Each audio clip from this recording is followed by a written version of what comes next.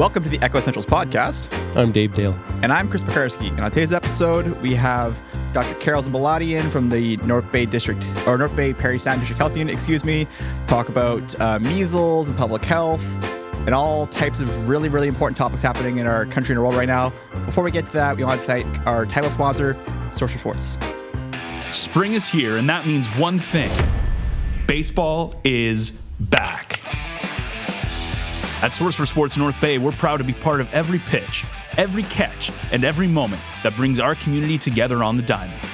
Whether it's outfitting little leaguers for their very first game, helping local teams suit up for the season, or simply sharing the love of the sport, we're here for it. We're more than just a sports store. We're neighbors, coaches, teammates, and fans. And we're proud to support the leagues, schools, and families who make North Bay's baseball scene so special. Wherever your sports journey takes you, make sure you visit Source for Sports North Bay at 1321 Fisher Street so we can help you along your way.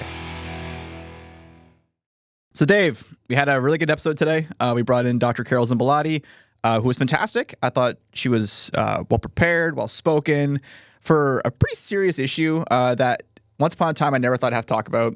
I mean, once upon a time I didn't think I was going to have a podcast either, but here we are, both doing one. We talked about measles today, and it's a pretty serious topic, and I thought it was a really good conversation.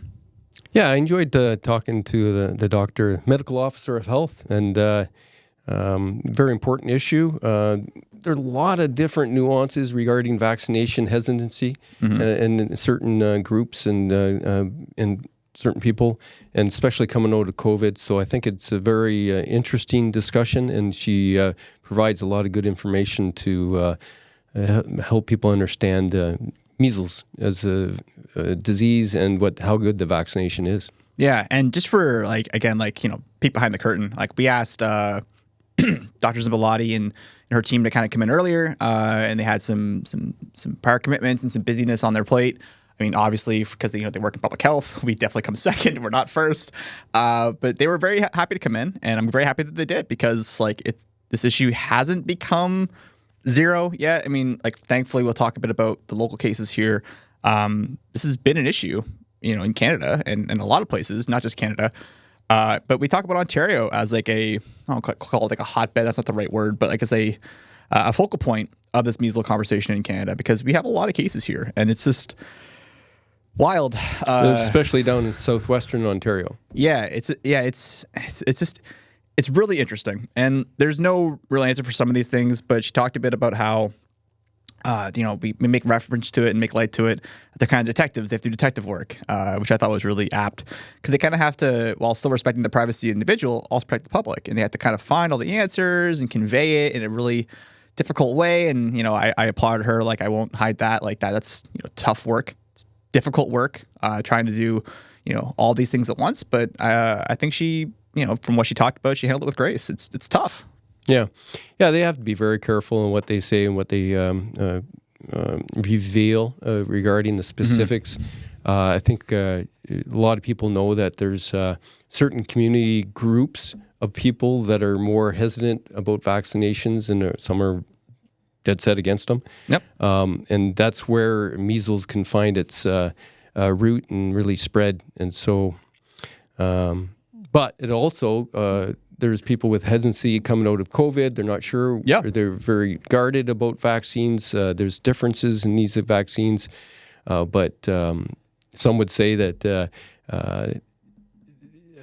the risks are similar, but others aren't convinced as far as those different vaccines. There's different types of vaccines, right? Okay. Right, and different outcomes. And I talked to a lot of people that are not quite impressed with how we handled COVID and vaccinations and the mandates. And so they have a really strong opposition. And not, like she said, they're north of 90% of the people have vaccinations for measles. Yep. And, that gives us a good public Golden Dome. We'll talk about the Golden Dome in a minute, but I'm getting back to what Dr. Zimbalatti said in the episode. We're all trying to act with the sentiment of care. Professionals, individuals, we want to do what's best for the people that we care about. That includes ourselves and our loved ones, right? And so we talk about, misinformation, disinformation, or skepticism, as it might be, labeled. Like, it's coming from generally a place of someone being like, well, I'm not doing this to antagonize someone. I'm doing this because this is something that I care for, because it's coming from a place of I want to protect someone, right? Even if it's maybe not coming from, maybe a scientific background, it's coming from a place of care. And I thought that was a really cool way a really unique way of kind of like, endearing a different side of opinion. Because it's like, well, yeah, they're not trying to necessarily, not all of them, maybe not per se, but most people are coming from a place of wanting to do good, right? And it's tough because, like, we're all trying to take care of each other. And it's a tough situation. And because it's a public health issue, we have to emphasize the collective while taking care of the person, right? But you talk about this Golden Dome. We do have to get to this. For those who don't know what this ridiculous term is, recently, Trump did dangle the idea of joining the Golden Dome, which is an anti-missile system in the States. Yeah, it's an anti-everything missile system. It seems like a lot of things. Shooting, it's Reagan's old Star Wars dream on steroids, with a guy that thinks that it can happen in a few years. There's no way. It's just one of those things that distracts people from the corruption that he's doing. That's all. That's all. It's a misdirection, right? Yeah, and they're going to have big billion-dollar contracts with companies that will kick it back to him probably. Speaking of billions, I believe Trump dangled the $61 billion offer to Canada to get in on the Golden Dome if they were not going to become the 51st state, which is such like if I'm being honest, such like a stupid way of looking at things. Carney even said, like, it's not an offer, it's not a deal. Obviously, that's a ridiculous thing. But Carney has been, I don't know if I would say quiet lately, because they resumed government. They assigned a new Speaker of the House. I'm going to try to get his name right here. Francis Scarpaleggia. I probably pronounced that wrong, but he's the MP out of Lac St. Louis in Quebec. He's the 40th Speaker of the House. And it looks like he's trying to get a lot of these initial steps kind of going. That includes, obviously, international participation and working with Europe, right? Have you seen much from Carney in the last little while that's kind of like drawn an impression from you? Well, I kind of tuned out of what was happening in Ottawa because of the King making a speech. Right, yeah, we should talk about him. King Charles. I'm not a big fan of the monarchy. I don't like I think we've outgrown it, and I guess it was useful for this particular snubbing of the states. And I guess there's a place for it, but I'm not really. I'm not big on that. Fair enough, and I think a lot of people might be my Irish blood. The fighting Irish. I think a lot of people would probably look at the monarchy with some disdain. I think a lot of people in Canada, certain pockets, would definitely do that. I think what was good about his visit with Priscilla, what was her name? Camilla. Oh God, see, I'm clearly know my monarchy.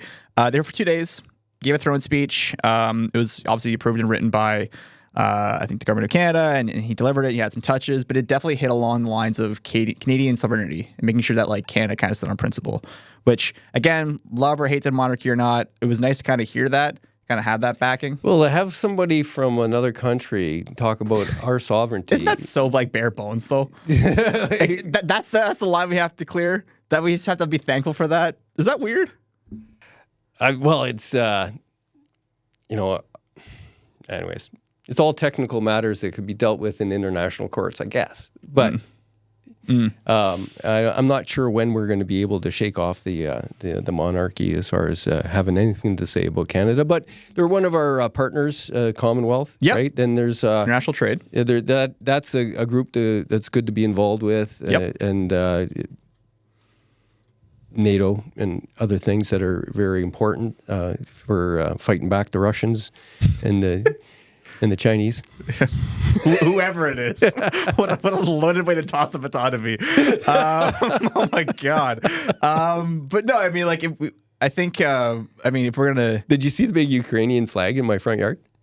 No. I got I think it's about 12 feet by 10 foot garden I'm making with yellow flowers and blue flowers. This is a promo, by the way. Yeah, I painted the logs that frame cool. it. Blue at the top and yellow on the bottom. Yeah, love it. Just in case anybody's confused about my allegiances. I mean, if there's any place to put an opinion, international or political, it's definitely your front yard. I mean, whether it's in garden or plastic in stake form. I have a maple leaf on my mailbox, and I got a Ukrainian flag in the front there. Yeah, Toronto maple leaf or maple leaf? Canadian maple leaf. There you go. But I have leaf flags too, and I fly them proudly, despite just because they handle adversity well. This is not the Echo Sportscast. I'll leave it to you and Paul. But man, that was weak. Come on, guys. Come on, fellas. But here, let me share the story about Dr. Zimballatti's brother, Paul, who went through the Nugget as for a journalism placement. And he happened to do it during 9/11. Okay. And if you recall, there was a lot of planes that were diverted here. We had people from the United States, and he did the story. And one of the complaints from people were that one of the hotels were gouging on 9/11, charging more than they should for rooms in that emergency. And then the manager of that hotel was actually ended up being a city councillor, Tom Mason. And he didn't like our coverage, thought it was unfair to his hotel to be singled out like that, but the facts are the facts. They charged more than they would normally have done on that day. And then quickly stopped doing it when the shit hit the fan. Right. So Paul and I ended up going to this hotel to talk to Tom, who is... I used to nickname the counselors, and I'm sure you did. And Tom was a ham-fisted Mason. Was he? Tom, a ham-fist Mason, because on the council table he would do this, right? To drive home his point, and that's what he was doing on his desk. And I think Paul will always remember that conversation. Yeah. I think also, speaking of remembering, I think Ben will always remember every single hand, slam, fist on the desk. Oh yeah, sorry about that. I'm it's funny. I mean, like in the episode that launches today with New East Ferris Mayor Rick Champagne, he did a couple of times. I would look over at Ben. I was like, is he watching? Is he taking note? But small little things, little peek behind the curtain. But to kind of bring it back home, we talk a bit about connections with Dr. Zimbalatti. Before we throw it to the episode, I do want to make mention, leading up to the promotion, Kindness Week is happening this year between June 9th and June 13th here in North Bay in the area. So Kindness Week is a project that's put forth to kind of help promote happiness and kindness in the community. We want to kind of get in the full swing of things here at Echo. So the week of, we're going to have content throughout the week that kind of promotes and encourages kindness and fosters community. We encourage folks to go downtown, support and shop local, whether it's the shops or restaurants. Treat yourself or someone else. Go out there and support our local stores, especially downtown, and make sure you just kind of be kind that week. It's a nice opportunity to kind of just, drop your guard, be nice to people, encourage and foster that sense of community. And so look out for those shows. They're coming up soon. I got to make a mention here on this one here. Again, tune in. If you have any, want to know more about it, visit kindnessnorth.ca for more details for all events and happenings. Make sure to kind of go check it out. We'll be down there at some capacity, so come say hi, but tune in whenever this will air. Tune in the week of for all of our Kindness Week content. So I got there. I did it. Which week is the Kindness Week? Kindness Week is June 9th to June 13th. Oh, the week before my birthday. Oh, there you go. Well, happy birthday, Dave. Not yet. Not yet. Yeah. Not yet. Not 60 yet. You can turn 60? Yes. Oh. Yeah. Oh, I'm going to give you crap for that one. Oh, no, I wear it with a badge of honor, man. I survived this long. Try surviving 60 years being like me. I can barely do 33 as myself, so I'm doing all right. There you go. But, in case I don't see you until that point, Dave, happy birthday.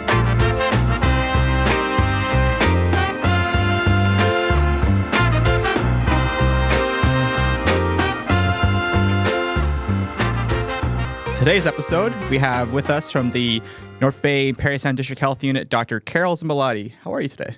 I'm very well. Thank you, Chris. Excellent. So today, we're going to talk about something that's been a topic of recent discussion in the media and, Canada and North Bay and Ontario specifically, measles. Before we get into that, though, Dr. Zimbalatti, do you want to tell us a bit about yourself? Sure. So I'm a Northern Ontario girl. I did grow up in Northern Ontario. I went to high school in North Bay. So what happens in North Bay and our area in the Nipissing and Parry Sound districts is, it's very important to me. I did train as a family doctor, but then I transitioned to public health actually right at the start of the COVID pandemic. So a bit of a trial by fire. Yep. But it was a good learning experience, and I've been the medical officer of health here at the health unit for 2 years now. Okay. Okay, cool. So what does that position entail? Like, what's your day-to-day look like typically? Every day is different, which Right. is what I love about the job. Mm-hmm. It's a dual role because in addition to being medical officer of health, I'm also executive officer for the health unit. Mm-hmm. So there's the administrative role in terms of running the health unit. And there's also then the medical role, which involves consultations, to direct activities related to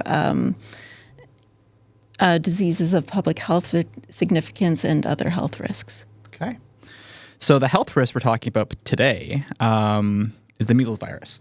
Could you tell our listeners and our viewers who are watching and listening on all different platforms a little bit about the virus itself as like an educational perspective? Like, what is measles at large? So measles is really a very contagious infection, and one that we've been lucky because of vaccination that we haven't seen a lot of in Canada. In fact, in North Bay, we haven't had a case until this year since 1995.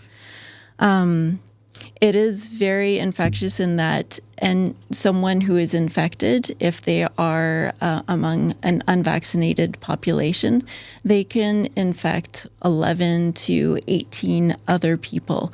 It stays in the air for up to 2 hours after a person has left the room. So you can see that without vaccination as a barrier to stop the spread, because of its infectivity, measles can spread like wildfire in an unvaccinated population. Typically, the infection starts with a fever, runny nose, itchy, watery eyes, so pretty non-specific symptoms. And then 3 to 7 days later, the rash typically appears, which starts on the face and then spreads throughout the body. And it can be a very serious infection. So 1 to 2 out of every 1,000 children under the age of 5 who are infected with it can actually die from measles, and usually that's through pneumonia. But it also causes complications such as brain infections, which can impact a child throughout their life if they get infected. And in addition to some of the serious impacts on children, pregnant women are ones we worry about as well, because the virus can cause premature labor, it can cause stillbirth, and other complications like that, low gestational weight in the baby. So it is something that is not just a trivial infection. Mm-hmm. And I think when, and I don't come from a medical background, obviously, I've worked in communications, right? When I immediately think of measles, I think of visually the rash that appears, right? For me, that's the thing that I most commonly think of. But as you kind of outlined, there's a lot of things that kind of, are beforehand, right? That can kind of get to that. But you talk about how, what was I'm trying to say, contagious it is, and it can linger for 2 hours. Does it make, if and when there is cases, unfortunately there has been some lately, does it make it difficult to kind of track, where this may have come from because it can linger for a while? It's not like a 10 second, like a minute, it can linger for 2 hours. So there's like a 2 hour window. Is that difficult? It does make case and contact management more difficult. It means for every case that you have out there, as compared to, say, an infection like COVID, there are potentially a lot more contacts that we need to trace, and sometimes that involves finding those contacts. So you've heard probably in the news about disclosures of public exposure events. So where there's been people infected with measles out in the public, and we may not be able to identify by interviewing that person who else they may have been in contact with. So in those cases, then it's necessary to share information about the exposure with the public so that we can have them reach out to us.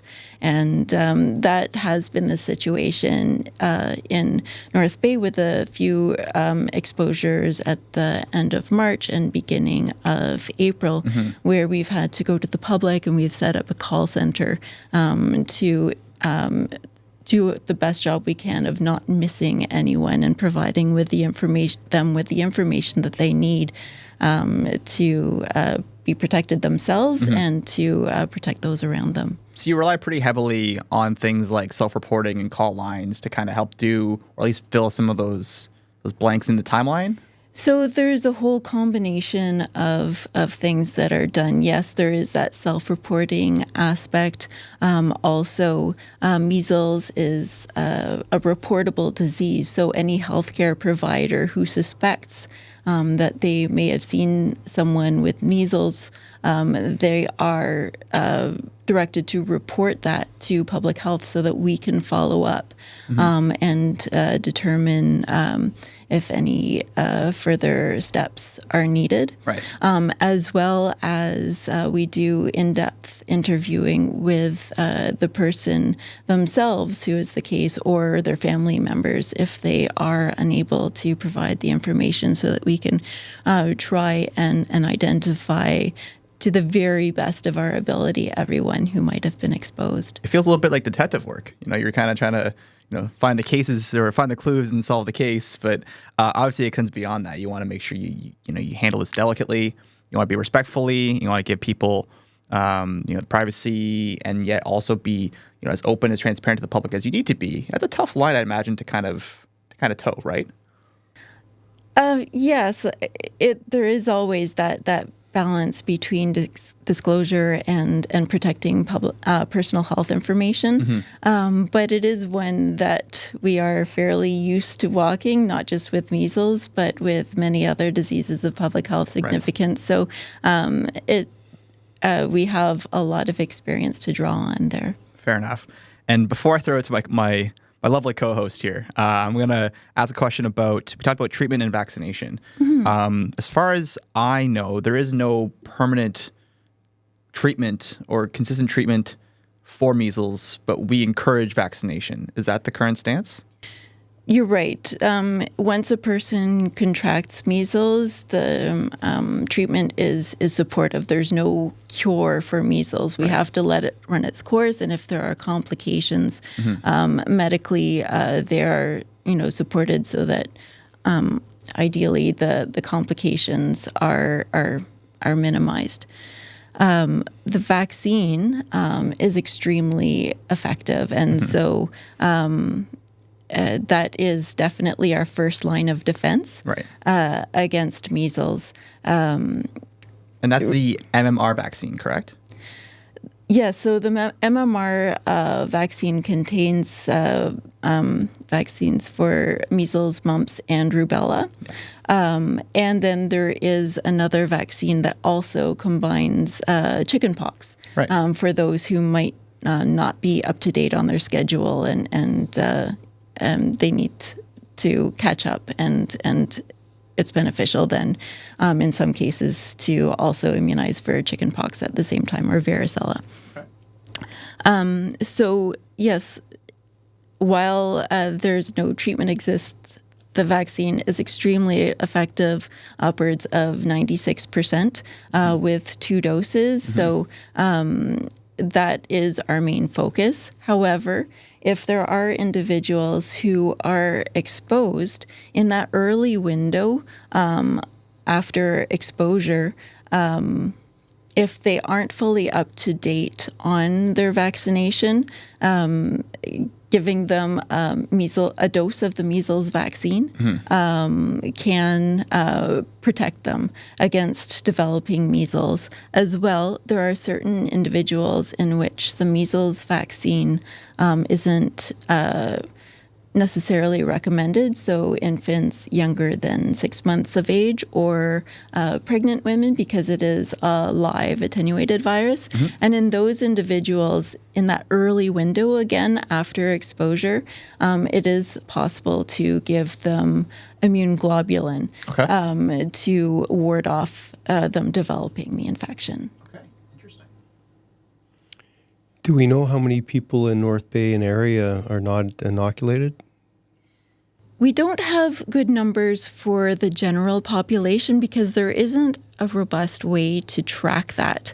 However, the health unit does collect information for all school-aged children because that's required under the Immunization of School Pupils Act.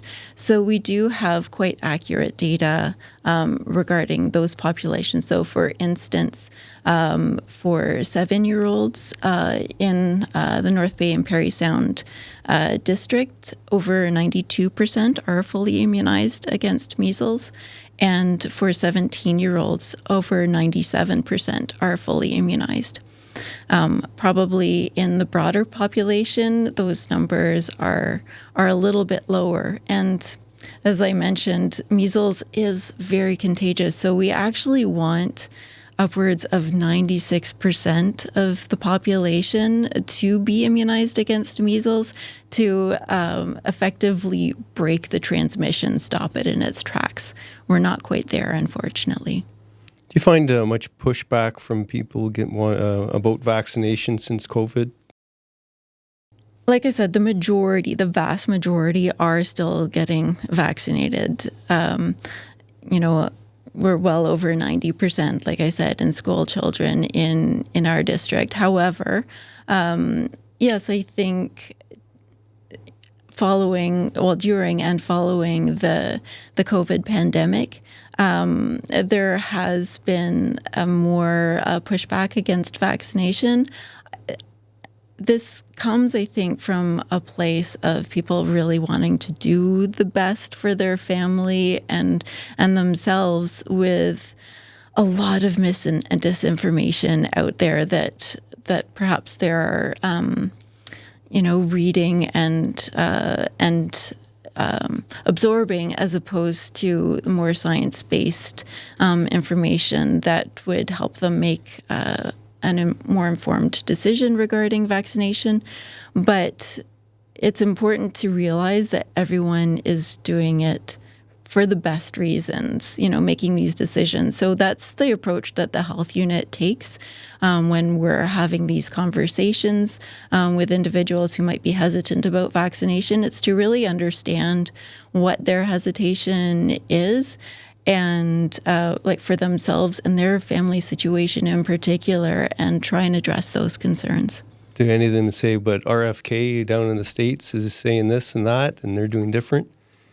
Unfortunately, yes, there is, a lot of that mis and disinformation that fighting against, that is prominent in the United States that we also do see here. So it is difficult to fight that because with proponents, anti-vaccination proponents, for instance, who might have a vested interest in promoting that message, they can speak with great surety, great confidence, because they don't have to back up their statements. Yeah, with the most facts ignorant are the most confident, I find. I got a question. Is it like, I don't know what vaccinations I've had. I imagine I've had them all.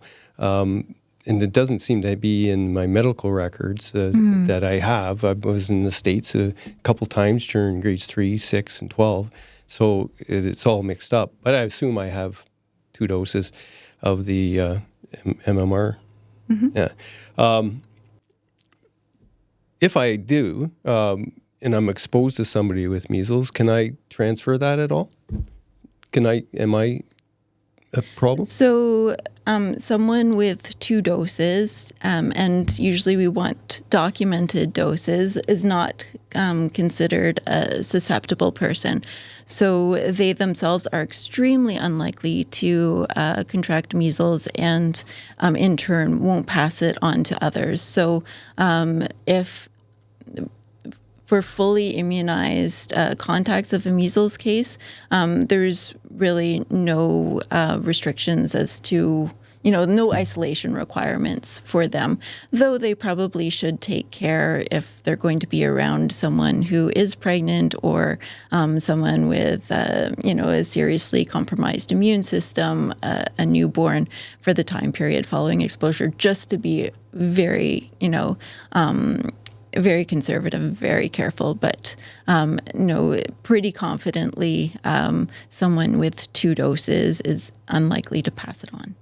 So if some event happened and you're looking at someone like me who doesn't have documentation, we don't know, is there any possible harm of doubling up and just doing it again? So that's a good question, and often in those cases where we can't confirm doses, we probably would recommend you to get post-exposure prophylaxis, so a dose of vaccine, just to be on the safe side. There isn't harm in that. No risk? No. Whether you're going on cross-province trips or you're taking your kids somewhere, doing sports activities, change is here. So why not change your vehicle? Our friends down at North Bay Toyota, Danny, has all the things you're going to possibly require for a new vehicle. Looking for something that's more fuel efficient, especially with gas being cheaper? All these options are great. Look for the RAV4 for being a more fuel efficient vehicle. Looking for a little more style? The Corolla Cross might be your car for you. If you're looking for something a little more rugged, especially on those nice Northern Ontario spring roads, can't go wrong with the Tacoma. There is something for everyone at Toyota. In extra space, a good example is the Highlander. This thing has so much room. I wish I had a little more room in my car. The Highlander seems to answer that need. I might have to go talk to Danny. But there's something for everyone at North Bay Toyota. With the season being so busy, it's time to get in and go to North Bay Toyota at 640 McEwen or online at northbaytoyota.com. Thank you for supporting local content, local stories, local voices at North Bay Echo. Hi, I'm Graham Shaver, host of the Kindness Cast. Here to tell you the Kindness Project is back from June 9 to 13. Do something kind, big or small, and share it on social media with the hashtag KindnessNorth.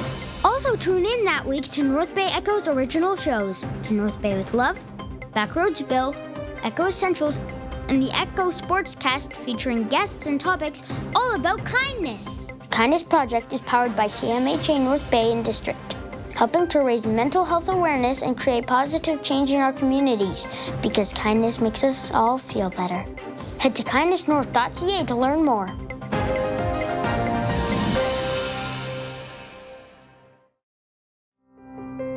Dear North Bay, as a single mom and full-time student, life can feel overwhelming and budgets are always tight. But one thing I never question is how deeply I care about my community. When I began volunteering at the North Bay Regional Health Centre, I saw firsthand how much the healthcare system means to people, especially when life takes an unexpected turn. It made me think, what if it was my child, my parent, or my friend that was in need of care?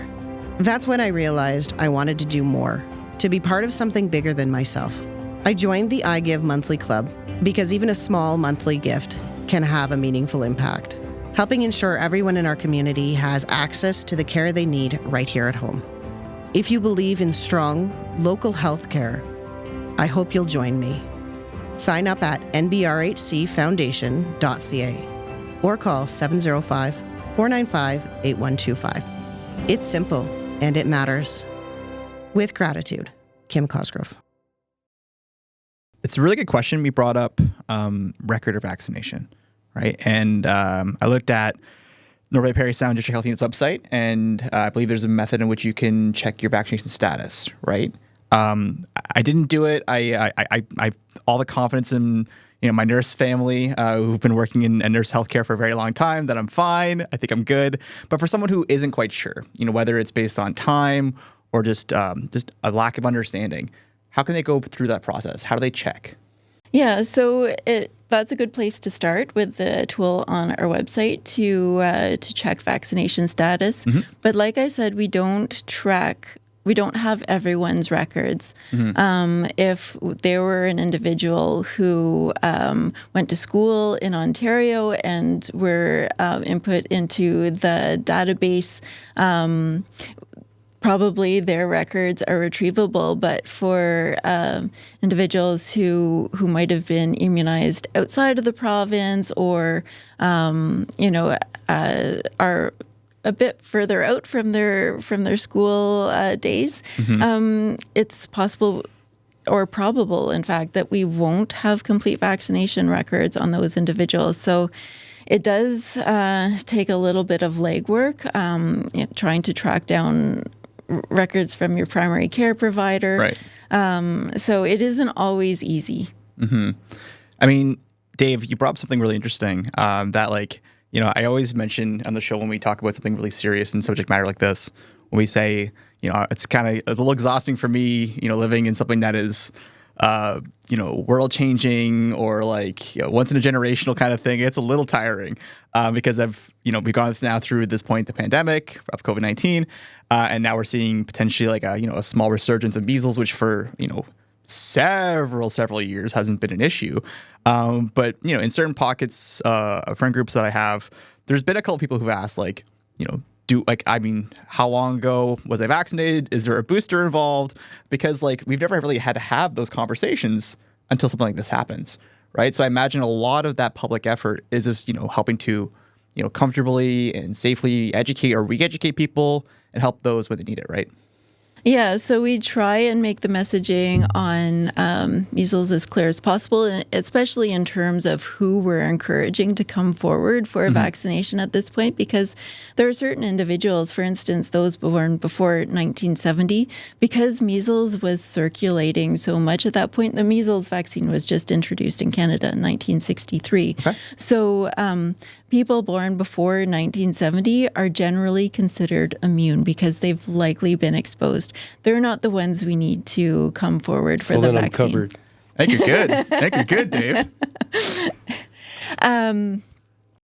Though, if exposed to measles, sometimes there might be that recommendation for just that post-exposure prophylaxis dose in certain cases. But yeah, so it is something that it's a complicated message because it's a bit nuanced in terms of who actually needs the vaccine. So definitely, if there's any question, first, our website is a good place to start in terms of trying to determine if if you are up to date, and if depending on what vaccinations you have received. Your healthcare provider is also a good source of information on this. And then there's also various websites to, for instance, Canadian Pediatric Society and others that can help navigate this. But we are definitely open to calls as well at the health unit. Mm-hmm. Perfect. It's interesting that we talk about how where we want to get information from. And like Dave kind of alluded to earlier, there's a lot of places where you can get, different information or, misinformation as it's, commonly referred to, or disinformation. Like the White House. Yeah, exactly. In terms of our local area in Ontario and Canadian health standards, how much international collaboration or outside of provincial collaboration do you get to use as a healthcare professional, as a health unit, that you kind of if you need help outside of our area, who do you lean on for information, support, trustedness, that kind of thing? Is there a lot of that involved? So within Ontario, Public Health Ontario is the organization that provides technical expertise and consultation when we encounter these kind of tricky situations that don't have a ready answer. There are also calls between all of the health units where we can problem solve together. So that's an important way too, that we make sure that we're kind of covering all bases when we're approaching this, especially because it is really, in this case of measles, it is a provincial outbreak, and we want to make sure that we're remaining consistent across the province. Internationally, definitely there are scenarios where we have to liaise with other organizations, with international travel and potentially cases coming from other countries or been on a flight to other countries. There are methods where we can convey that information. I heard that our provinces don't even speak to each other with the same data sets. So, would you know if somebody from, say, came from Alberta, can check their vaccination records? Our database would not include individuals who are vaccinated in Alberta, but we can always reach out as well to a local public health unit or a public health agency to try and find information. So like you mentioned, we do tend to be detectives in some ways, and we can try and do Trace that work back, as well. Right? But we don't have those cross-talking platforms across all of Canada, rather. I think Mark Carney's going to fix all that. Seems like it. But I could see you, I'm just adding levity here now, you talk about being, a detective, like Cape Crusader type. You got Batman, the cowl, and you got the health unit logo on the cape, but you're still trying to help people. Obviously, we that's are the most important thing. But I'm very proud of the work that, that our staff at the health unit do. They're very engaged and dedicated, and they work magic sometimes. Yeah, they are a fantastic crew. I will go to bat for our health system, especially our local system. You guys are a fantastic bunch. You guys do thankless work, often, without a lot of praise, doing a lot of stuff that, most people can't do. I work at a keyboard, I have a very different kind of skill set, and I don't think I could ever do what people in your line of work do. So I do want to thank you for that. But because it is tough work. So I look at these numbers, and Ontario, we do have quite a bit of cases in the last, 6 months or however long it's calculated from, right? So if we can, unless Dave has something to pipe in here, I do want to talk a bit about Ontario at large before getting to international stuff. No, that's fine. Go ahead. Okay, great. So I was looking at, I believe it was a Canadian statistics, health statistics website, that total cases for 2025, I think Ontario has reported, combined with confirmed and probable cases, I believe, 1,848, give or take. I think we're just under 1,900 as per the latest update today, May 29th. But we're in that ballpark, certainly. I think the numbers I had were from the last reported May 17th. So this is probably pretty similar. So take this with a grain of salt, obviously. I'm reporting from what I was able to get access to.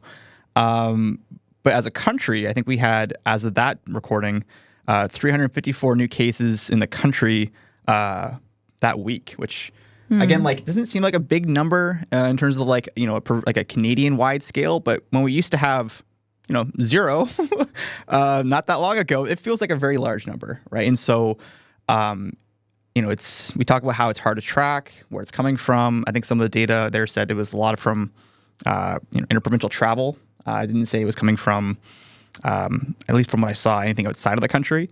But these conversations have to happen because you have to try to find it, right? And Ontario seems to be the biggest number because we're the biggest province, so that makes a lot of sense.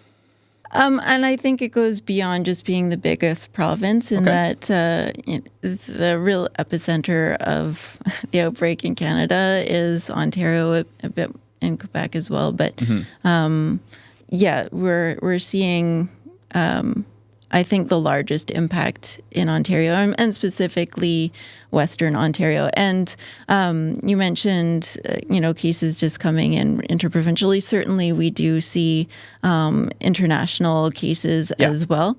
That does tend to be a fairly steady number over the years that we've experienced, and we don't. Yes. So in terms of outbreak cases,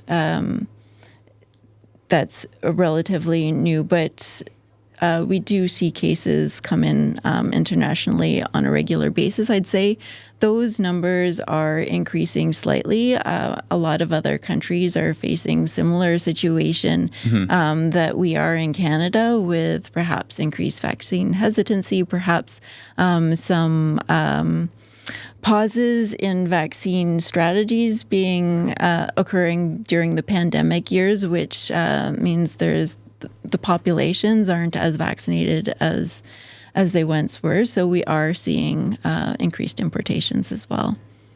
Yeah, I looked at again some more of those numbers. Like it was really interesting sheet. It was also a little bit depressing. But like 47% of the cases were what do I have here? Attributed to children ages 5 to 17, which is like that pocket, right, of those that you said born beyond the 1970s. All born after 2000, actually. But I just thought like this data was like interesting and disappointing. I don't know if that's the right word for it, but did we talk about the local cases? I know we did beforehand, but have we talked about it? I don't think we talked about it during the show. I think we talked about pre-show. Okay. So, I mean, again, if we're going to talk a bit about local, we have to obviously keep in mind certain things. But can you tell us a bit about like that process? It started around late March, early April? Yeah. So maybe first I'll address kind of your earlier question about cases in Canada, and I'm more familiar actually with the Ontario numbers, right. And you're right, the vast majority, about 75%, are in infants, children, and adolescents. Similarly, with those being hospitalized, about 3/4 of those are in adolescents and younger, and most of those, besides the infants under 1 year of age, that's who we're targeting most for vaccination schedules. So it does speak to the importance of vaccination in children and youth. Only 4%, or actually fewer than 4% of the provincial cases were vaccinated. Right. Which really, when we look at, approximately or just under 90% of the whole population having, being vaccinated, but then representing such a small number of the overall cases, it really speaks to the effectiveness of the vaccine.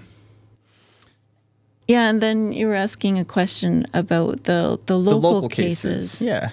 Yeah, so we had our first case in the middle of March, and then we did have some public exposures in the district as well,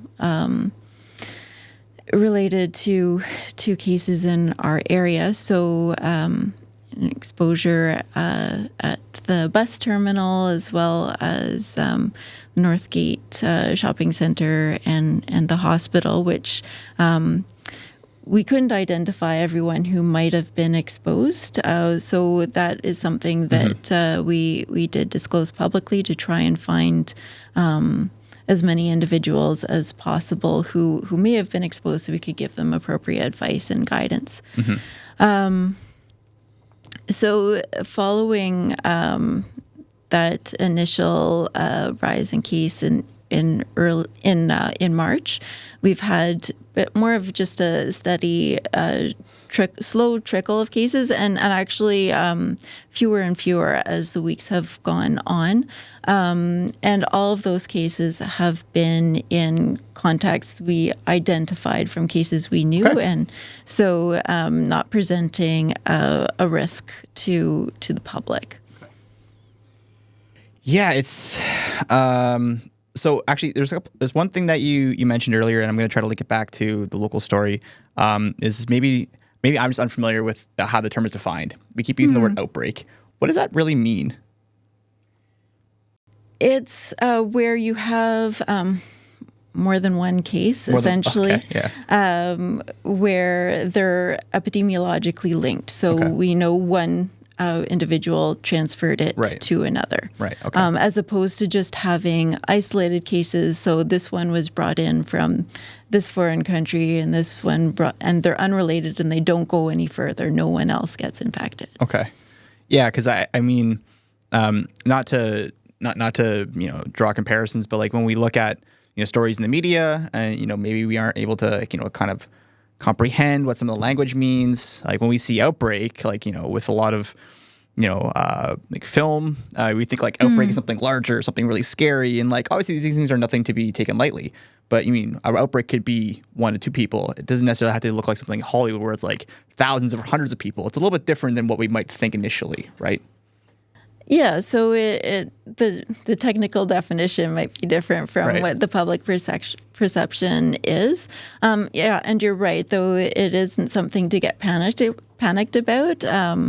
The outbreak is something to take seriously, just to make sure we're taking the appropriate steps so that it doesn't continue to spread and potentially cause some very serious effects for the children and pregnant women, especially in our populations. And as we currently sit, how are we doing in terms of the district?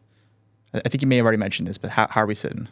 Yeah, so we're currently at 33 cases that have happened since the start of the outbreak. And those numbers are the number of new cases that are happening each week has been decreasing, with actually no new cases in the most recent week. Okay. I had a question. Is there anybody in North Bay and Parry Sound area barred from school or daycares because they're not vaccinated? So we would take that step. There's 2 times where we might take that step. So there is the Immunization of School Pupils Act, where I'm required as medical officer of health by the legislation to collect the vaccine records of all individuals enrolled in school. And for those who we don't have a complete record for, we send letters to the families to advise them of this, to encourage them to get vaccinated prior to having to go to the next step of the legislation, which is to suspend students who aren't compliant from school, and that's typically for a period of 20 days. We have been, we paused that during the COVID pandemic, but for the past 3 years, we have reintroduced the suspension process as it is a necessary way to increase the immunization numbers, but it's not something that we take lightly, because obviously education is something that is very important for the future development and life course of individuals. So it's a necessary step, but one that we try and provide as many routes as possible to avoid. The second situation where we might have to exclude someone from school based on measles is if there has been a case in the school, or if they themselves are a contact of measles who isn't fully vaccinated, then they would not be permitted to attend school and potentially spread the infection to others, or in the case of a different individual having measles in the school, of contracting it themselves. Are there any? Do you know how many people have faced the 20-day suspension, and is there anybody that is excluded from school? Currently, we've completed the suspension process for this school year, so there is no one who is suspended because of the Immunization of School Pupils Act currently.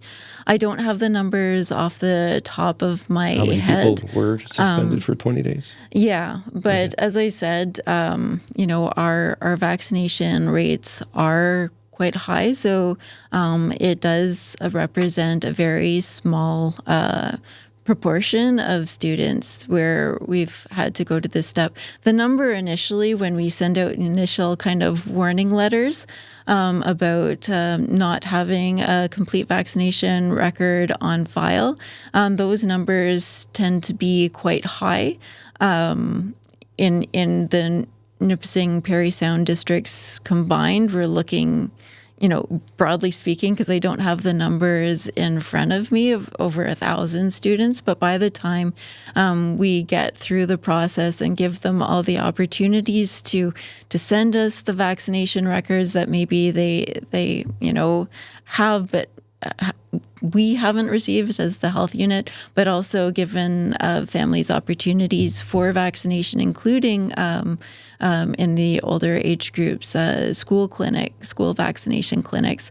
By the time we get to actual suspension day, those numbers are actually quite small. So we're going to wrap up soon, Dr. Zimbalatti, but thank you again for being here. Really do appreciate you coming in. But I do want to talk a bit about, Dave alluded to it earlier, we talked a bit about misinformation. We talked about RFK Jr, as many of us know him as. He recently, he says a lot of stuff, obviously. It's hard to keep track sometimes. It's not as easy to keep track of, if I'm being honest. He, at one point in time, I believe he recommended like vitamin A as an alternative method for treatment. And obviously, scientifically, we know that's not a way to do it. Can you speak to a bit about that, or people who come to you saying, "Look, I've heard this," or I've been told that this might be a way that I can treat it. Like, how do you go about? We talked about combating disinformation at large, but like in terms of talking to it on a personal level, how do you go about doing that? Yeah, so I think it's about finding the reason why, behind their beliefs, and what information that they have that is leading them to, think that maybe one course of action might be recommended over another. So it's really understanding where that person is coming from. And then providing trusted information that is based in science. And sometimes that's also about finding a person they trust that can deliver a message more effectively. Because though, someone might not trust information they see on a Government of Canada website, if they're, have a kind of distrust in institutions in general, they may have a trusting relationship with their primary healthcare provider.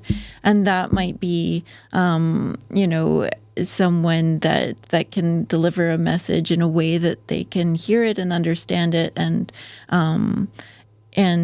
believe it. And I don't think it's usually a one-step process. Usually, it's taken a lot of their own reading and their own investigation to come to one conclusion. And,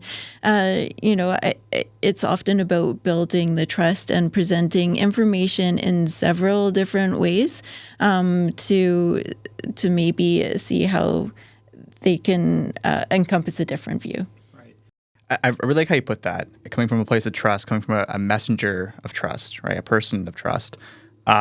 Because you can't just, yell at someone or force someone to think differently, right? I mean, maybe this is like a theme of podcasting or just people in general, but you have to come at them at a place and a time and a method that connects with them as a person, right?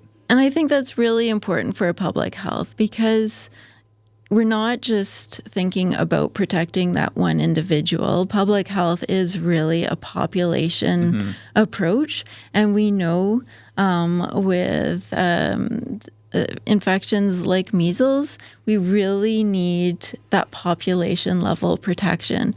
So when there, is a segment, certain individuals in the population who aren't getting vaccinated, are hesitant, we can't just say, well, that's on them, whatever, happens to them will happen. That's their choice. And at an individual level, that's true.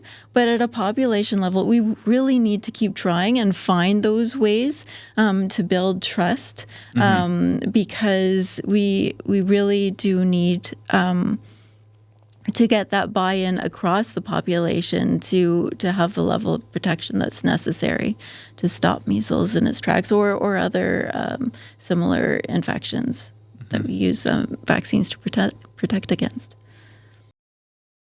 I think we've run the course on this one, but I know we're not scheduled to talk about this, but shingles is something I would love to sit down and talk about. It seems like there's it's for 60-year-olds that's more of an issue. So I don't know, maybe another podcast sometime. Yeah. And maybe consider a discussion that we could have about the COVID that can help those that are still built up a lot of mistrust, and see if we can't, cover off some of those areas where the information doesn't seem readily available to help people understand certain things, like average deaths and stuff like that, early and larger than above average numbers in different places. They hear these things in different areas, and we don't hear of the studies or anything to explain it away. So maybe consider that for a future time. Hey, well, I really appreciate the opportunity to come here and talk with you. I really thank you for inviting me.